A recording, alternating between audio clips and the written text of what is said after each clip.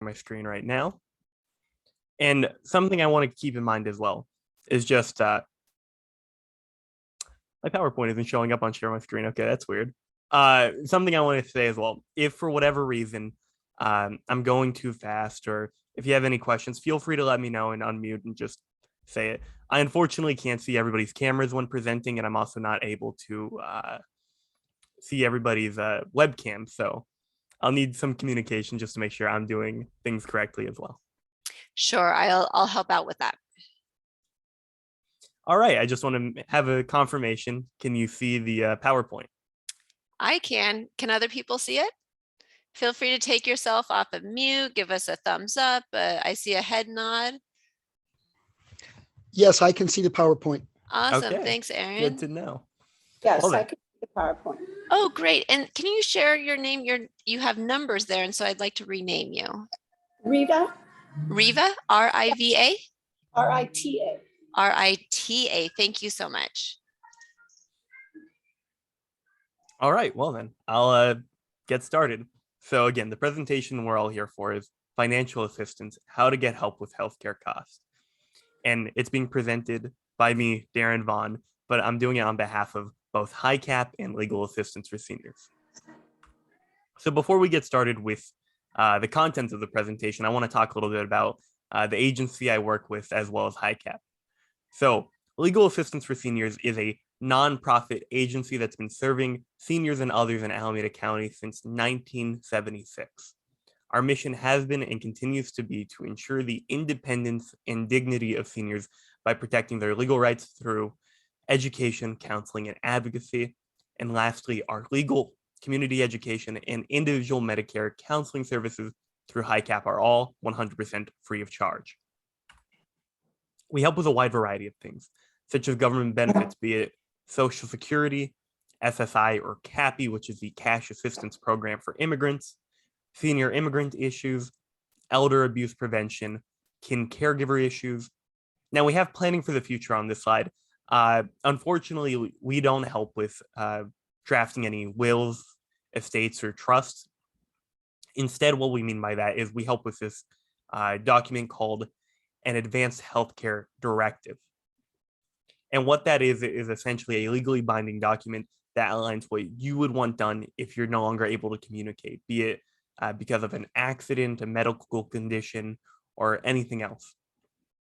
We also assist with healthcare coverage. We primarily have a focus on Medicare, but we do talk about Medi-Cal in ways that intersects with Medicare. And then we also have a very limited housing department. So unfortunately, we can't take every case that comes to us. But again, if you have any housing issues whatsoever, please talk to us. And even if we can't help you, we at least can refer you to somebody who can. Now, beyond that, we also are part of the Health Insurance Counseling and Advocacy Program, known as HICAP. And what HICAP does is it provides assistance with Medicare and related health insurance by offering objective information and counseling to help consumers understand their benefits and their rights. And what we mean by objective information is that HICAP is funded by federal, state, and local funds. We're not paid by insurance companies. So what that means is that we have no incentive to lie to you. All we do is provide the information that you need to make the best decisions for your own health. Now, through HICAP, we do receive federal and state funds through the Alameda County Area Agency on Aging. If you make an appointment for a HICAP counseling session, then you'll be matched with one of our HICAP counselors. All of our counselors are licensed and registered with the state of California. And in order to maintain their license, they do have to continue educational requirements for Medicare as the program continues to grow and evolve. Because again, Medicare changes every year. We want to make sure we're giving you the best information possible. Now, we used to offer HICAP appointments at 30 plus locations throughout the county. The pandemic kind of changed that. So instead of doing sessions all throughout the county in person, most of our counseling appointments as of right now are done through the phone. Now, if you're uncomfortable doing a HICAP appointment through the phone, we do have some counselors that are willing to sit down and do a Zoom appointment, and a very select few of our counselors are willing to do in-person appointments. I'll have the phone number come up at the end of the presentation. And if you have any questions at all about Medicare, or you want just personalized, individualized information, you can call HICAP. And again, we can talk to you in person. It would be in our offices in Oakland, but we're very willing to try and work something out with you. Now, through HICAP, we also provide educational presentations throughout the county to help Medicare beneficiaries know their rights and their options. And of course, all of our difficult cases can be referred to our legal department. And that, like all of our other services, are free of charge. Now then, let's launch into the presentation. So, what is Medicare? Well, Medicare is a federal government insurance program, and it's not need-based. There's no financial eligibility requirement for it. All you have to do is be the age of 65 or older, or be a younger person, but have disabilities of some kind.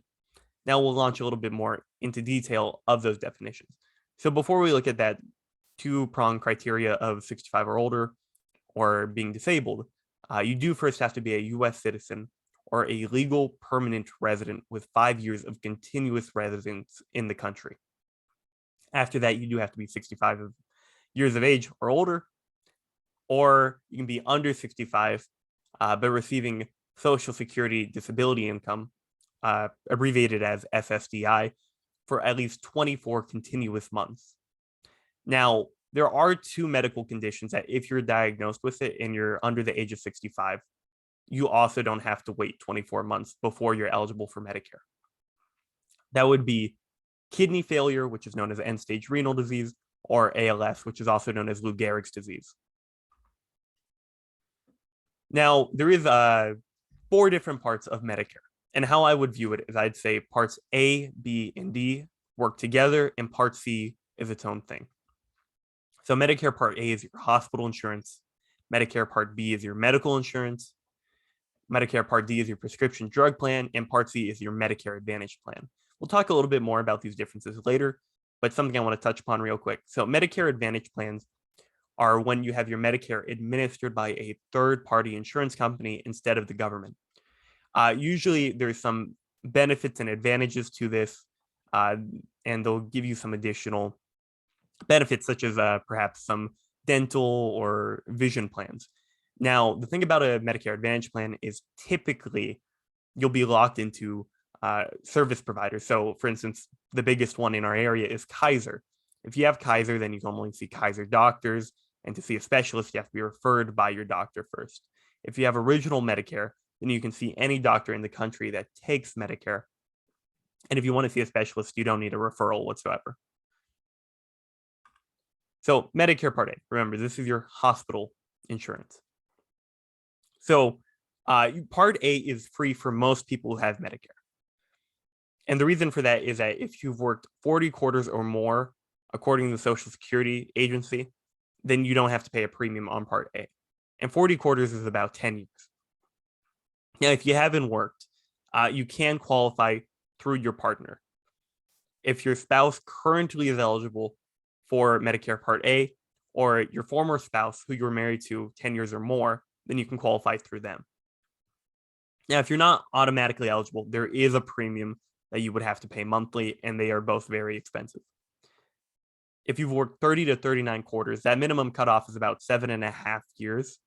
Then you would pay $274 a month for Medicare Part A.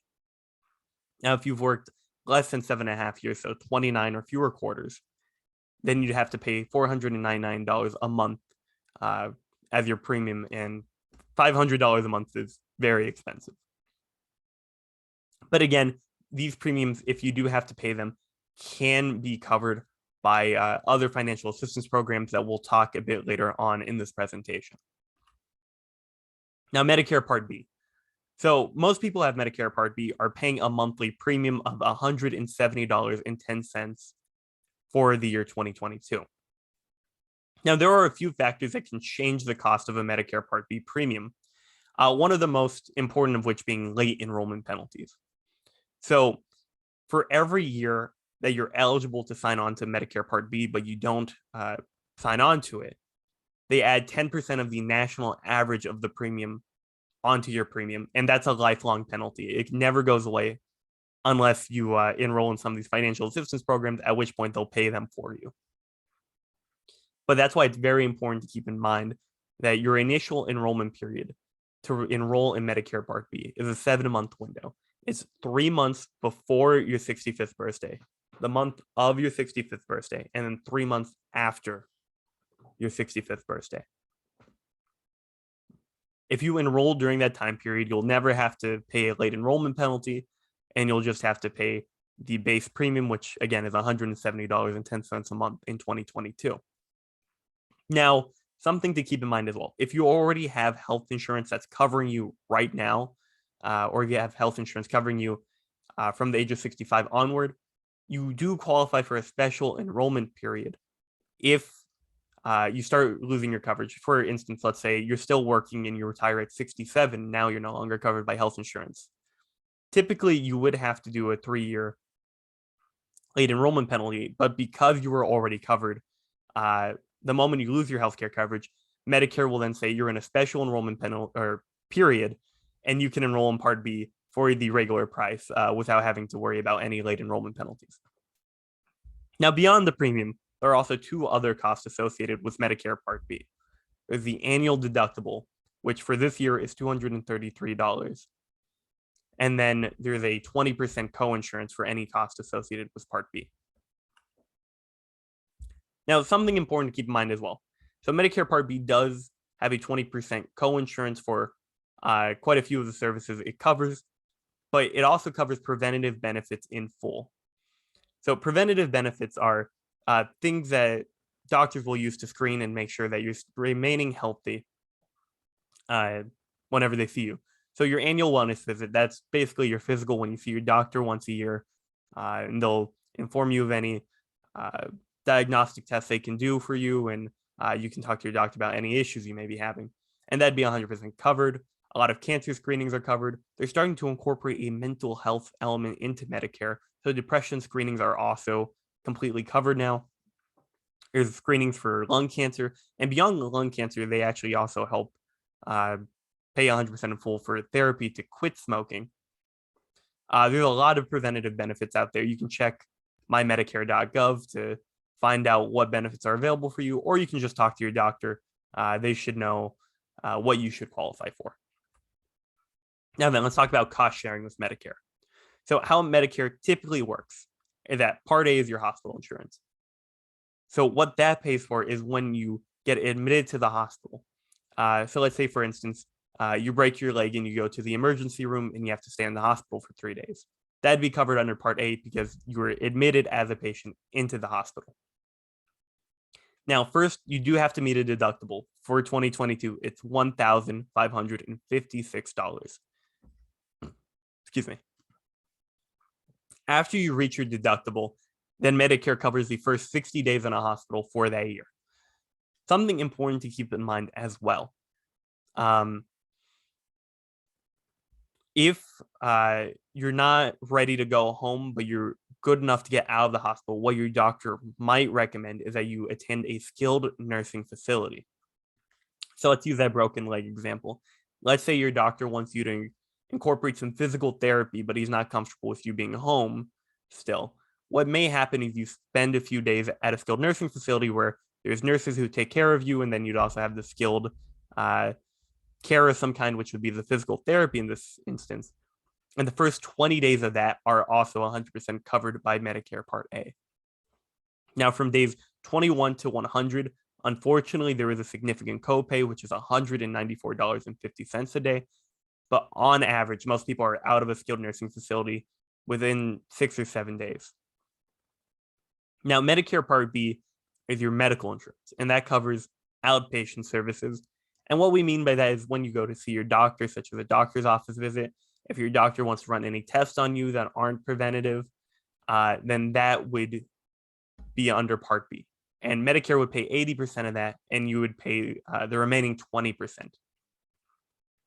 Now, something important to keep in mind, the 2 programs that cover the most services are full Medi-Cal and a qualified Medicare beneficiary. And if you are in either of those programs, you don't have to pay any premiums or deductibles. So we'll talk a little bit more about how to qualify for them later. It's just giving a heads up that all of these costs can go away depending on if you qualify for those programs. Now here's Medicare Part D, and that's your prescription drug plan. So something important to keep in mind, your prescription drug plan, it used to be a lot more complicated in previous years. That's why we have 4 different phases, but it's gotten a lot more easy to understand from a consumer viewpoint. Now, your drug plan will be administered by a third-party insurance company because Part D plans are always done that way. Something to keep in mind as well, all the numbers we have listed here are federal maximum. So by law, this is the most they can be, but your drug plan may differ in cost. It just depends on the one you signed up for. So then, first you would have to pay your deductible. So every year you have a deductible that's 100% out of your own pocket, and the maximum is $480. Once you pass your deductible, then you enter your initial coverage period. From that point onward, you're responsible for 25% of your prescription cost, while your drug plan will cover 75%. And this goes up to $4,430 spent in total. So when we say in total, we mean the money you contributed and the money your insurance company contributed as well, combined. At that point, you would be in the coverage gap or the donut hole. This used to be really bad. Nowadays, some laws have passed that made it basically the same as the initial coverage period for the consumer end. You're still paying 25%. A couple of years ago, you would have to be paying almost the entire price of your prescriptions again. So for generics, this year, the coverage gap, you're only paying 25% again still, and your drug plan's covering 75%. Now for brand name prescriptions, you pay 25%. Your drug plan would pay 5%, and the federal government passed a law that says drug manufacturers have to provide a 70% discount once you're in that phase. So again, you're not on the hook for 95% of that amount. Now, when your out of pocket in 1 year reaches $7,050 or more, you're in the catastrophic coverage phase. At that point, the federal government realizes, okay, you're spending way too much money on prescriptions this year. We're going to help out immensely. So you only have to pay 5% of your prescription drug costs. Your drug plan is contributing 15%, and the government itself is paying 80% of your drug cost. So Part D can get very expensive depending on both your drug plan as well as the prescriptions that you're taking. So there is an assistance program to help pay for it. It's called Extra Help for Part D. It's also known as the Low-Income Subsidy. Now, unfortunately, it is a financial need-based program, as all the financial assistance programs we're going to talk about are. So then, for an individual, it'd be $1,720 a month of income or less to qualify. And for a couple, it'd be $2,309 a month or less. Now, something important to keep in mind, there are asset limits, but how assets are calculated for both federal government programs and state programs are done the same way. They ignore your first home and they ignore your first car. They also don't look at any of the value of your possessions, so they don't look at what's inside of your house. All they look at is your bank account, so money you have in a checking account or a savings account, for instance, stocks, and any other properties you may have beyond your first house. So then for an individual qualify for the low-income subsidy, your asset limit is $15,510. For a couple, it's $30,950 in assets. And if you qualify for extra help, it can pay for all of or part of your prescription drug plan costs. So your premiums, your deductibles, and your copays can either go entirely away, or it'll pay for a lot of it depending on, again, how much they assess your need to be. Now, this bullet point about paying for costs in the gap or donut hole used to be more relevant when you're on the hook for about 95% of the drug cost. Nowadays, you would expect them to cover the same thing, and they do.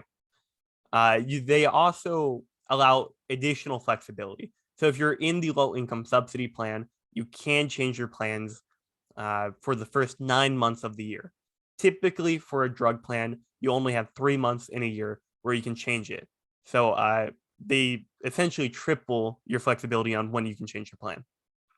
Now, if you want to enroll in the low-income subsidy, you just need to contact Social Security. So you can go to their website at ssa.gov, or you can contact a local field office or go to the field office, and they should have the application process available and ready for you if you just ask about the low-income subsidy or extra help. Now, beyond that, another assistance program is Medi-Cal, and you've probably heard of it. So what Medi-Cal is that it's California's version of Medicaid. And Medicaid is a program administered by the states that are meant to supplement Medicare. So what Medi-Cal is it's a state government program. And it's for those who cannot pay for their healthcare costs because they have low incomes and limited assets. And the buzzword for it is that it pays for medically necessary healthcare and treatments. That's the same buzzword that Medicare uses.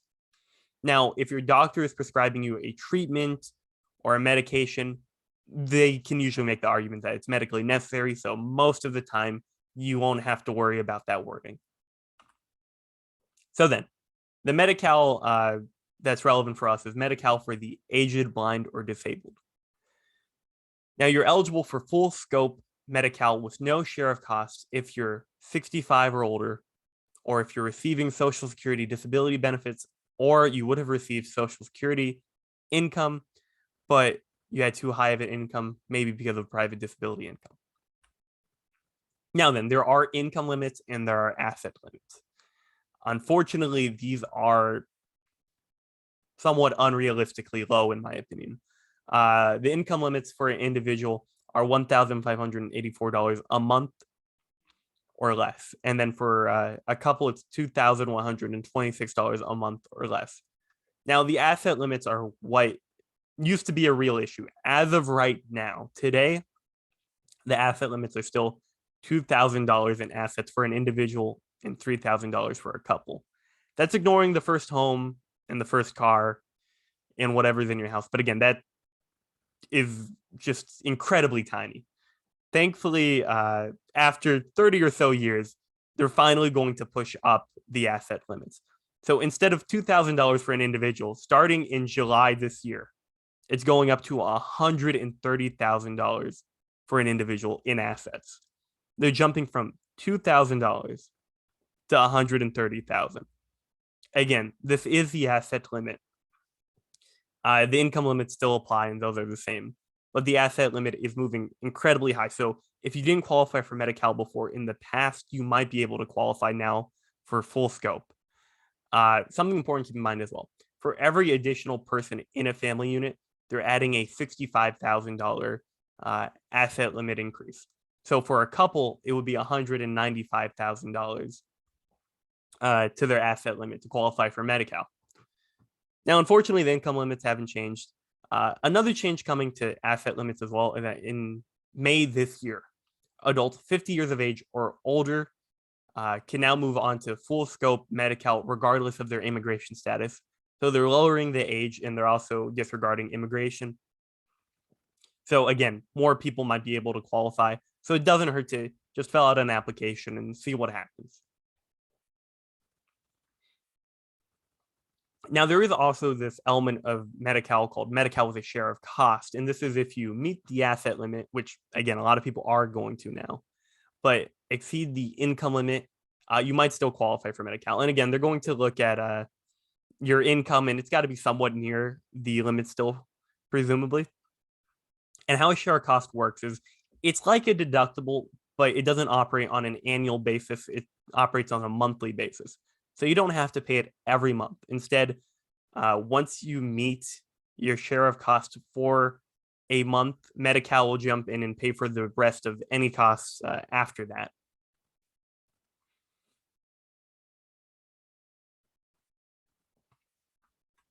Now, there are some strategies to eliminate or meet share of cost. So unfortunately, there's a lot of elements to this that I don't particularly care for the advice, but it is realistic in what is possible. So if you do have Medi-Cal with a share of costs, something you can do is you can purchase supplemental health insurance. So just a third-party health insurance to reduce your countable income and then qualify for full Medi-Cal. So yes, you are buying a insurance product that you will never use, but the reason why you would do that is because if you're paying for health insurance, then Medi-Cal does not count that as part of your income. So you would possibly go under the asset limit. And this is, again, if you're really close to the income limit, then you can go under. So that's one option. You can also try combining all your medical expenses to a single month to meet your share cost in it, so Medi-Cal can cover more things. So if you can schedule a medical and a dental appointment all in the same time frame, that'd be fantastic. But again, healthcare concerns don't really work on a schedule. They're usually sudden, so it's a little hard to incorporate that in reality. You can also save any of your unpaid medical bills, so you can just use them all in 1 month at a Medi-Cal office. Again, I would advise to use some caution for that advice because you don't want to hold on to unpaid medical bills for too long because they can be sent to collections and then it can hurt your credit score. And then you might be harassed by debt collectors. So that's a big issue as well. And just use your own judgment and caution. Also, again, unpaid past medical bills can be applied towards meeting the current or future month's share of cost. So again, if, for instance, you have a doctor's appointment at the end of April and you have a dentist appointment at the beginning of May, then you can hold on to that April bill until May, and then maybe your share of cost gets met and Medi-Cal will pay for everything else for May. Now, there's also SSI linked to Medi-Cal. And what that is that if you receive any SSI whatsoever, there's no Medi-Cal eligibility screening. You are automatically eligible for full-scale Medi-Cal with no share of cost. Now then, if you do have any issues with Medi-Cal and you received your Medi-Cal that way, you would have to contact Social Security to sort out those issues because it's being administered through them. Now then, there's also a Medicare Savings Program. These are federal need-based programs that are all to assist with paying for Medicare. Now, the best one is the Qualified Medicare Beneficiary Program. And this works a lot like Medi-Cal, where it covers essentially all costs associated with your healthcare. So it'll cover your deductibles, your premiums, any co-insurances or co-pays you may have. So again, Qualified Medicare Beneficiary Program that would pay for Part A and Part B premiums. So again, if you have a late enrollment penalty, it'll pay for that as well. It'll pay for any deductibles and it'll pay that 20% co-insurance. Now, it is a financial need-based program and the income limits are lower than Medi-Cal. So the income limits are $1,153 a month for an individual and $1,546 a month for a couple. Now, the asset limits are higher than Medi-Cal as of today, but starting in July, they will be a lot lower than Medi-Cal. And the asset limits for all the Medicare savings programs are the same. The asset limit is $9,900 for an individual and $15,600 for a couple. And something important to keep in mind, again, is that the asset limits disregard your first home and your first car. Now, why would you apply for the Qualified Medicare Beneficiary Program starting July when Medi-Cal will be easier to get and it covers everything that a Qualified Medicare Beneficiary Program would? The reason for that would be Medi-Cal is accepted by fewer providers than Medicare is. If you enroll in a Medicare Savings Program, you are still eligible to see any provider who takes Medicare. So you'll have a few more providers and doctors you can see. But beyond that, it's just harder to meet these limits in Medi-Cal. So if that's not a concern for you whatsoever, then you'd be better off just applying for Medi-Cal because you're more likely to meet the requirements. Now, something important to keep in mind as well, if you would have to pay a Medicare Part A premium and you don't have Medicare Part A right now, if you submit a Qualified Medicare Beneficiary application, you want to make sure you're only applying for Part A conditionally. What that means is that you'll only be enrolled in Medicare Part A if you receive your Qualified Medicare Beneficiary status. Because if you don't do that, then you might end up being saddled with a $500 a month premium for Part A, which would be terrifying. And then if you apply conditionally, if you don't become a qualified Medicare beneficiary, at the very least, they won't enroll you in Part A, or they shouldn't. So what you can do is you can submit your, I'm going to start calling it QMB because that's a shortened way. You can submit your QMB application at a county Medi-Cal office or by mail, along with a copy of your conditional Medicare application. And the time period to enroll in this would be the general enrollment period to apply for Medicare Part A, which is January 1st to March 31st, and your coverage would begin on July 1st. And this is only if you don't have Part A and you're applying for it as well as a Medicare savings program. You can also apply for Part B at any time if you qualify for a Medicare savings program. Typically, you're only able to enroll in Part B from October to December. And if you have any issues whatsoever that comes with the application process, if you get confused, please reach out to us. Again, making a HICAP appointment with us. Our HICAP counselors are 100% free. They can help you with filling out any information or answer any questions you may have. And if for whatever reason, Social Security or any other agency isn't working the way they legally should be, we do have attorneys on staff who can assist. Now, there are two other Medicare savings programs. There's the SLMB and the QI program. And the SLMB is the specified low-income Medicare beneficiary, and the QI program is the qualified individual program. So something important to know about SLMB. All it does is it pays for the Medicare Part B premium, and that's a monthly fee, so it can help. The income limit for it is $1,380 a month for an individual for their income, or $1,852 a month for a couple.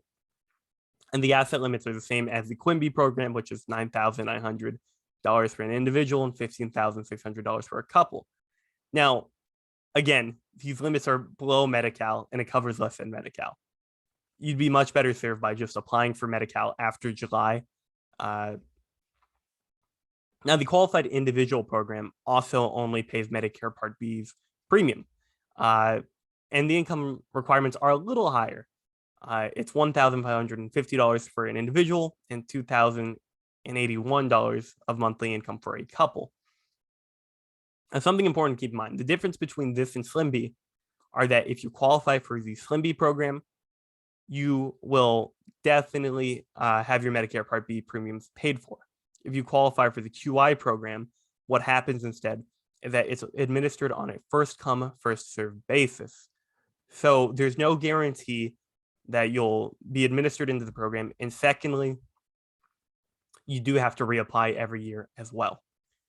Now, something important to keep in mind about the QI program, let me check those income requirements when it comes to Medi-Cal.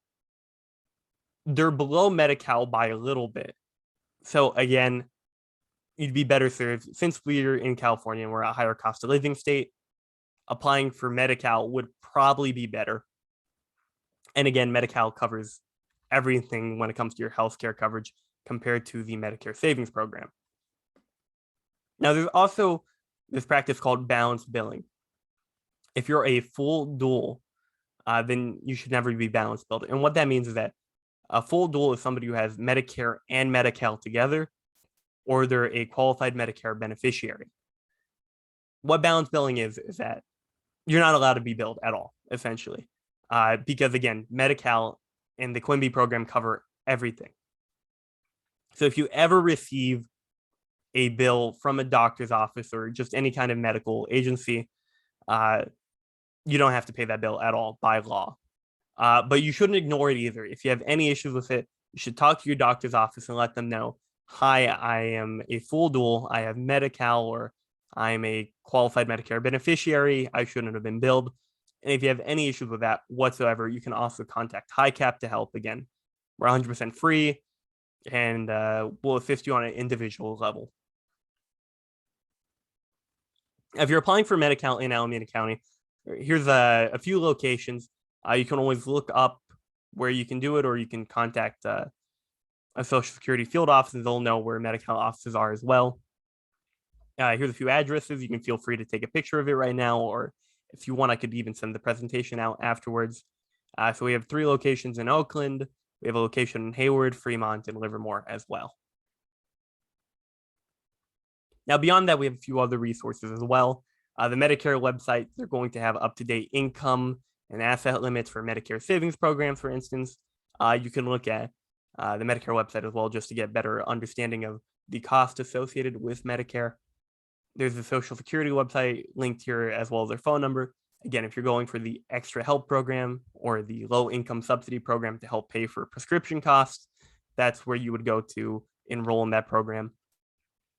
We have the phone numbers right here for the Medi-Cal Center. So if you want to enroll in Medi-Cal or submit an application, you can. And again, it's important to keep in mind the asset limits are changing starting in July.